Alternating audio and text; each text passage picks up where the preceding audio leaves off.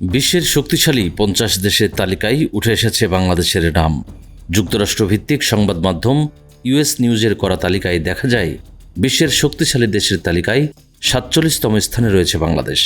এক্ষেত্রে বাংলাদেশ পেছনে ফেলেছে আয়ারল্যান্ডের মতো ইউরোপীয় দেশকেও।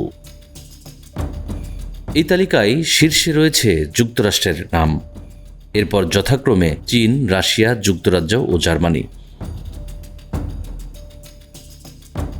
পত্রিকাটি জানায়, যেসব দেশ বৈশ্বিক নীতি নির্ধারণী পর্যায়ে রয়েছে এবং অর্থনীতিতে জোরালো ভূমিকা রাখে, সেসব দেশকেই এ তালিকায় রাখা হয়েছে।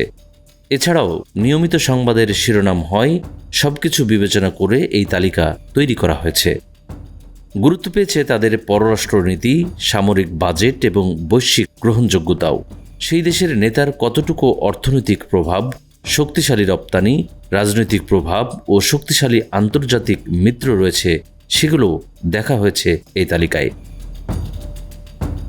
তালিকাটিতে বাংলাদেশ ছাড়াও দক্ষিণ এশিয়ার একমাত্র দেশ হিসেবে আছে ভারত।